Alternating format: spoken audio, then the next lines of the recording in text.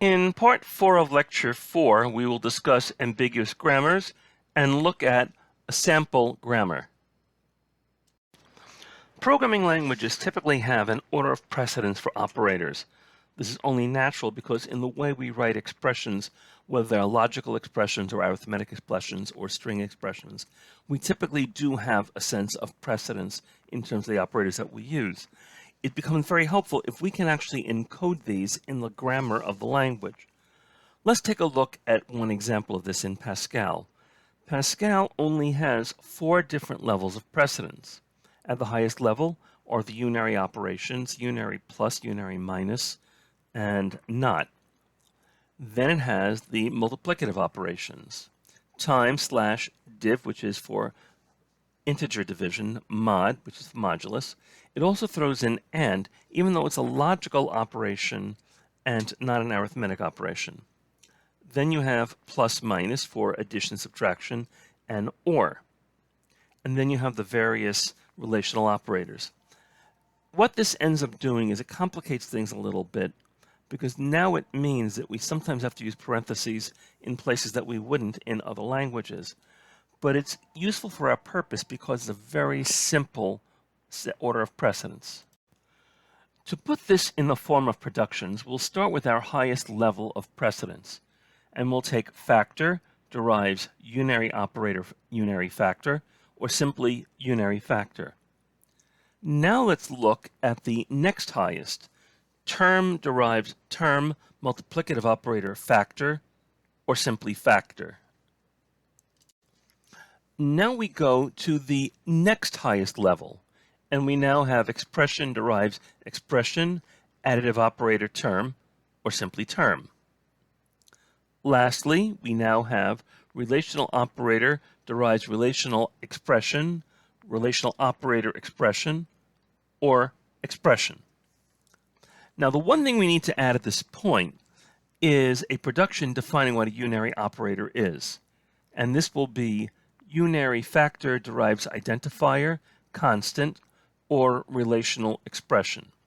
We now have the complete expression grammar for Pascal.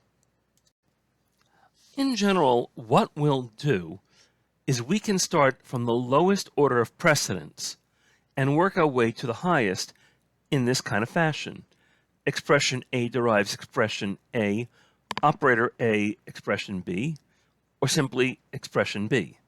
Expression B derives expression B, operator B, expression C, or expression C. And we can go on and on until we get to the point where we're defining our basic terms that we're throwing in here. One thing that I should also comment on is that everything we're doing here works based on the assumption that the associativity of operators is always left to right. That regardless of what the operator is, the one that is on the left is done before the one that's on the right. This is true most of the time, but there are exceptions to the rule. Exponentiation is one that definitely comes to mind. Well, the number of levels of operator precedence for a programming language can vary significantly from language to language. C has a pretty large number of levels, 14 to be exact. C++ may have a few more, but few other languages match C in this regard. This slide shows half of them. First, it's important to note that assignment is just another operation in C, and multiple assignments can appear in the same statement if separated by commas. There are also conditional statements where, depending on a condition, one of 2 different operations can take place. We also have one production that gives us a choice of 10 different assignment operators, which will also combine another arithmetic or Boolean operation. The other productions here are for Boolean operations. On this slide, you'll find productions that cover several different operations: exclusive or, and, equality, relational expressions, shift expressions, additive expressions, and multiplicative expressions. Here are a few other productions that are worth looking at that allow us to cast an expression into a different type. that allow us to auto-decrement or auto-increment a value or resize it. A unary operator that goes before a given variable, expression lists that you see here, postfix expressions you can see here, primitive expressions as you can see here, as well as literal values. The remaining slides contain the grammar for the JSON language. As you can see from the first statement there, program derives header declaration section block period. That after the header, you have a section where there are declarations, then there's a block of code, and then a period. The header itself only consists of three tokens: program, identifier, and semicolon. Declaration section includes variable declarations followed by procedure declarations. This way, any global variables are available to the procedures. Variable declarations can be either multiple declarations or a single one or even none. This will make a difference when we're converting this to LL1, which we'll be doing in Lecture 5. Variable declaration in each case consists of the data type followed by a list of identifiers. Data type is real or integer. The ID list is each one separated by sent by a comma. Similarly, we can have multiple procedure declarations or just one or none. Each one will begin with a procedure header, which is different than the one for the main program, a declaration section just like the one that we've been seeing here, a block, and then a semicolon.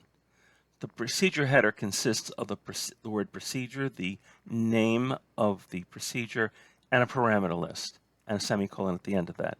The parameter list is a set of parameter declarations inside parentheses, or there could be none if there are none.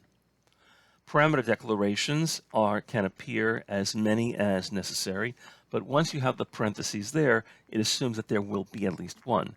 Each parameter declaration is separate. For each one, we individually specify the data type as then the identifier. Block consists of statements with begin at the end and end at the end. Statements, as you can see here, we have to have at least one, and they will be separated by semicolons. You can see here that there are 8 possible statements that we can have in JSON. Read identifier, write identifier. Does not allow us to have a string attached to it. Set ID equals expression. If condition, then statements. Else clause, end if. While condition, do statements, end while. Until condition, do statements, end until. In these cases, you'll notice that each one of these structures ends with its own unique reserved word. That allows us to spot the possibility where we've left it out in other cases. We want to know which one it is that we're looking to close. The reason why we have both while and until is because since all the relational operators are one character, we don't have greater than or equal to or less than or equal to. This lets us get around that. Call ID arglist, this is how we would call an identifier, or we could have absolutely nothing in the statement. You'll notice here that we begin with else clause, else statements, or the empty string. This way we can take care of the possibility of there's an else. Arg list, we have the arguments inside parentheses, or we don't have any of that. This is comparable to what we had for param list. Arguments, and then a factor, or another factor. We can have an indefinite number of parameters.